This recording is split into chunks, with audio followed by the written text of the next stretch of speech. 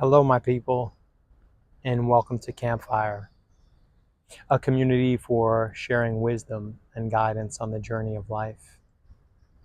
And today's short talk is called Anger is Fear's Bodyguard. But it could also be entitled Anger is Sadness's Bodyguard.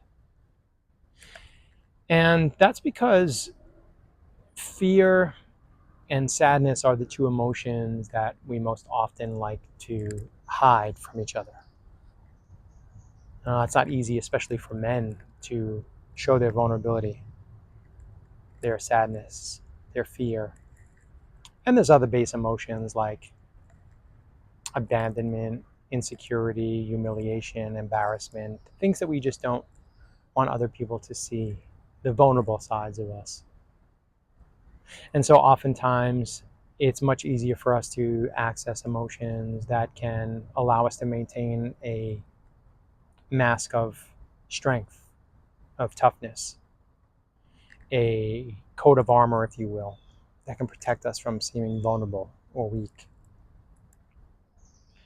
But the reason that I find it's so important to have these conversations is because even for myself at almost 50 years old, I look back on my life and realize that I was never taught about my emotions.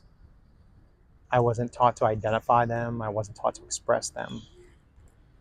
And I definitely wasn't taught to share them. The opposite was true. I was taught to hide and conceal my emotions, especially the ones that made me seem weak or vulnerable. And that's a natural process. I think it's important as men that we have the strength and the fortitude, the resilience to face our fears. It's such an important part of what it means to have resilience in this life. But just because we can have resilience and strength and courage and face our fears doesn't mean that we don't have fear. Just because we can overcome our sadness and grief doesn't mean we don't have sadness and grief. So they're not mutually exclusive. They can coexist. We can be strong, tough, resilient, and face our fears, and yet still hold space for us to be afraid and to be sad and to have a full spectrum of emotions as a human being. And so approaching the age of 50 and recognizing that there's a lot of people that I know, as a firefighter in Brooklyn, I worked with many men who they didn't really handle their emotions too well. And in a lot of ways, they manifest themselves through unhealthy habits. Instead of facing the emotions that we're feeling, which can be really uncomfortable for some people to sit in sadness or fear, they would much rather numb and distract themselves, like I did for years. For years, I tried to pour booze on my feelings. I would repress, suppress until I became depressed or expressed them, but in an unhealthy way. And I suffered a lot as a result of not having a healthy relationship with my true feelings. And so I create these videos to take back ownership of the conversation, especially for the men in our world who suffer a lot with not feeling comfortable with the truth of their emotions. And so this video is really to inform and express and normalize what it means for someone to have these emotions. And I'm going to walk you through the process of how I process my own sadness, and maybe it'll give you some insight into your own emotions and help you if you're in a challenging time. So if you're going through a tough time right now, or you know somebody that is, share this video with them. And if you get any value from this information, please share it with anybody that you think might benefit from its message. So right now, I'm kind of in this liminal state of transition where I've been facing a lot of challenges in my life. In the last few years, I've had some diagnoses for loved ones as my parents come closer to the end of their lives. As a friend of mine was diagnosed with a terminal illness, I just found out that my dog has a really challenging health diagnosis that's been really upsetting for me. And No one has died recently in the near future, though it could happen. And so I don't know whether the people that are ill are going to last a week, a month, or a decade. And that's okay. But it's this anticipatory grief, this ambiguous grief, if you will, where you're losing the person, but it's happening at a slow rate. So you're watching it happen in front of you. And there's also this feeling of helplessness that comes along with having to accept the reality of the way things are. And with sadness and fear, I think there is a lot to be said around that state. So essentially, if you find yourself in a state of feeling overwhelmed with confusion or sadness or heavy emotions, there's a good chance it could be sadness or fear. And if it feels overwhelming, there's a good chance it is fear or sadness, just because it is an uncomfortable place for a lot of people. And so when we recognize that it's possibly sadness or fear, it's so important that we recognize how that manifests in us. It's going to be different in all of us. But with sadness in particular, it's important that we honor the emotion by sitting with it. And so our attempts to avoid feeling what we're really feeling can actually make things a lot worse. And if we try to numb and distract ourselves, it can make it even worse, because then you can wake up with a hangover, and yet you still have the same issues that you're facing. And so you're never really truly confronting the emotions. So you're either bypassing them, or you're just going to further repress and suppress them. And they will manifest themselves in more unhealthy ways until we do the work. And sometimes doing the work just simply means to sit with it and feel it. And it's only been recently where I have learned to take the time to sit with my emotions. And as I'm going through this process of grief, as I am hearing these updates, these diagnoses, watching the physical, medical condition of the people I love change, I can feel changes in my body. I can feel parts of my body different than anger. Like anger for me is much more up here in the neck and the head, and much more of a cerebral feeling. Whereas if I allow myself to let the anger dissipate and acknowledge that I'm feeling anger and ask myself what sadness I'm feeling, I can typically go into a state where I can allow myself to feel. And what happens is the feeling settles, the physical feeling settles. So we have to recognize we have our brain that processes feelings, but we also have this body. And the body knows what you're feeling. Whether you want to admit it to yourself or not, the body knows what you're feeling. There's a famous book by an author named Bessel van der Kolk called The Body Keeps the Score. And essentially that's what the whole book is about. It's about this knowledge that our bodies know. Our nervous systems are fully aware when we are feeling heavy emotions. And it can literally make us sick. It can breed disease. And so if we're concerned with our health and well-being and avoiding suffering, it's so important that we get a good grasp on understanding our emotions. And when we can understand our sadness, we can realize that the very thing that we're trying to avoid feeling really isn't that scary. It's not, it doesn't hurt. It feels really uncomfortable sometimes. And the most uncomfortable part of feeling sadness, in my personal perspective and experience, is the worry and concern about how other people will perceive us if we express that sadness, which is exactly why I'm creating this content. I want to just exemplify and show that it's okay. It's okay to have sadness. It doesn't diminish your strength. It actually can be a form of strength for us to really get in touch with the truth of our emotions and learn to express what we're feeling in a healthy way. And the truth is, my parents, my friend, my dog, all the people I've lost and loved, like the sadness that I feel about potentially losing something that I love is beautiful, because it means I love deeply It means I cared very deeply. It means that I feel something. It means I'm alive. And it can be a beautiful way for us to honor the people that we love. And I think it's also important to mention that sadness is an emotion that, if we allow ourselves to feel it, can become an ally. It can allow us to shift our energies. It can allow us to release emotions that no longer belong to us. It can allow us to let go of things that we may have been holding on to for years and make us feel much lighter. We can literally become a new person when we confront the sadness that's been in our heart and soul for so long. So if you feel like you've been carrying things, if you feel overwhelmed sometimes, if you feel like you have emotions but you really can't identify them, if you feel overwhelmed sometimes and you're just not sure what the feeling is, there's a chance it might be sadness. It might be fear. The tricky part is when we don't express our sadness, our grief, our fear, we can add layers on top of it. We can add guilt and shame on top of the fear and the sadness. And it really just makes those feelings much worse.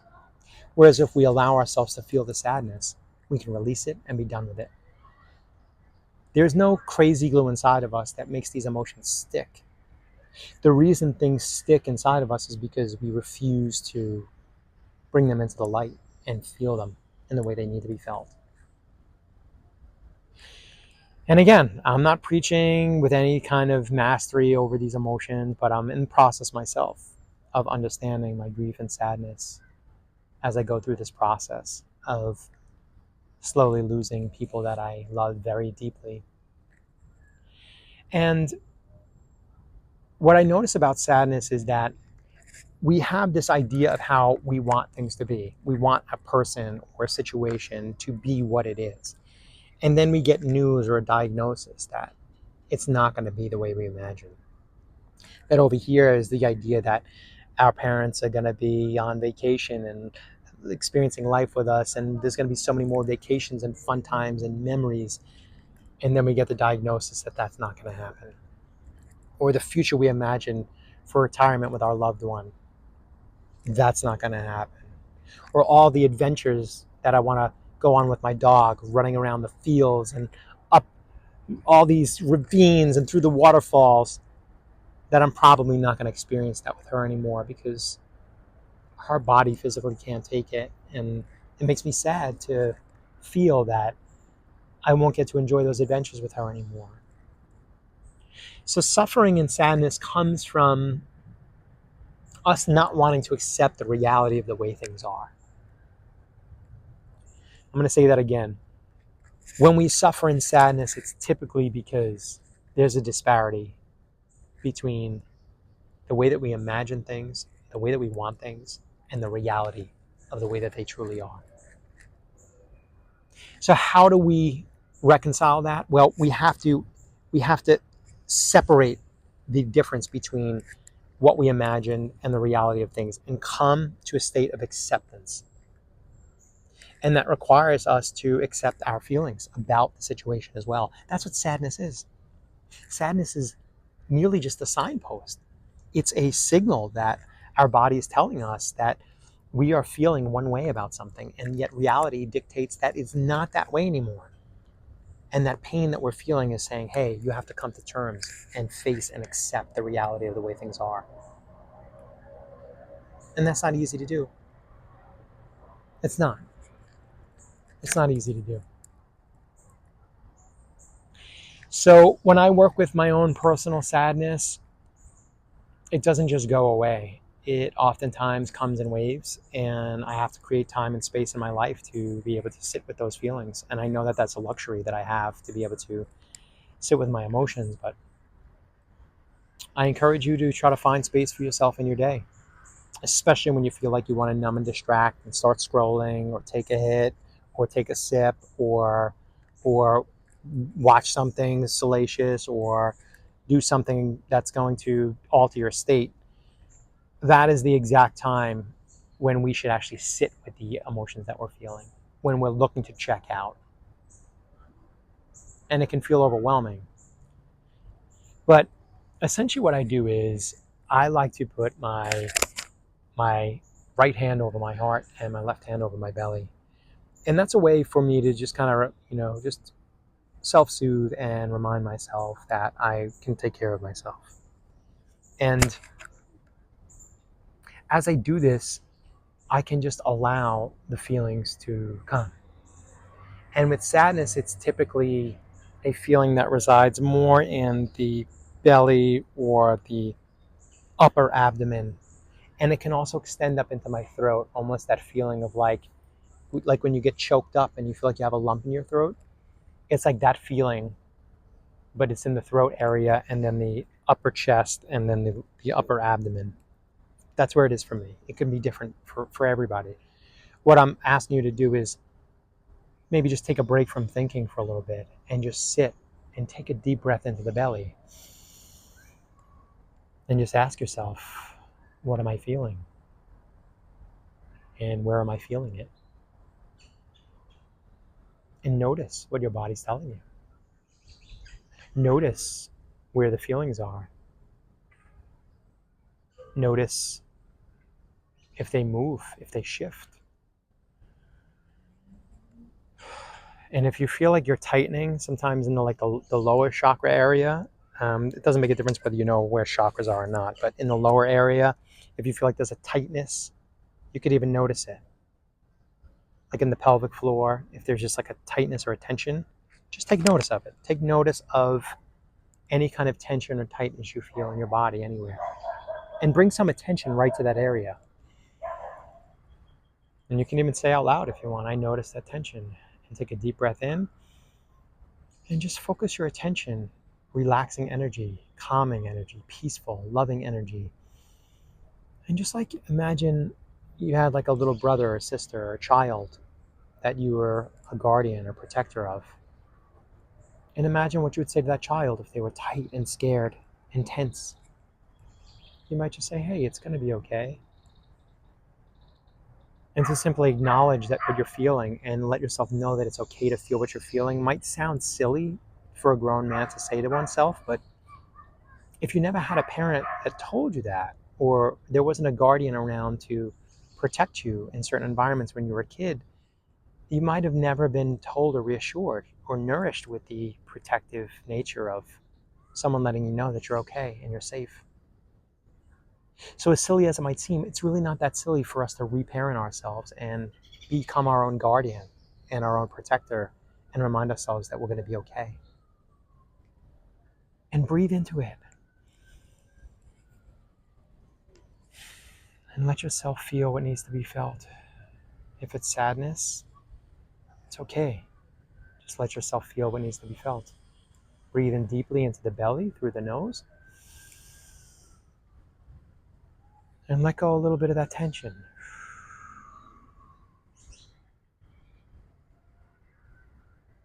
Breathe in deeply through the nose, fill the belly. Breathing in peace, love, acceptance. Hold it. And let go of any tension.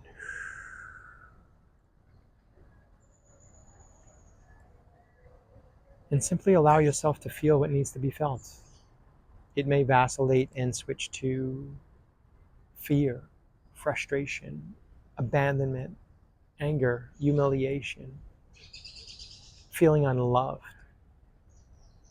feeling unattractive, feeling not worthy of love, feeling unlovable, feeling unwanted, feeling uncared for, feeling like you don't belong, feeling all the things that we've felt in our lives.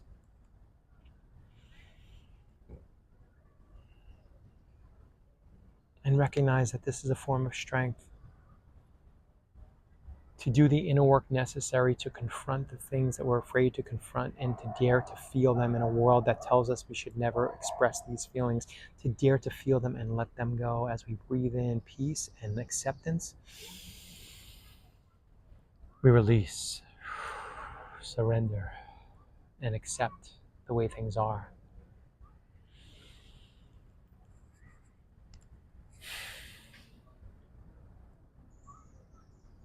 And And if you notice it doesn't really hurt physically, you may cry, you may shed tears, you may weep, you may really get into some unlocking and unearthing some deeper emotions that have been there for a long time. It's okay. You're okay. You're going to be okay. Not only are you going to be okay, but you're giving yourself the gift of becoming for yourself the very person that you needed when you're going through difficult times in your life. You are becoming the very person that other people will need to guide them through the darkness and into the light, to learn to accept the fullness of themselves, to learn to practice the self-love and acceptance that we all want.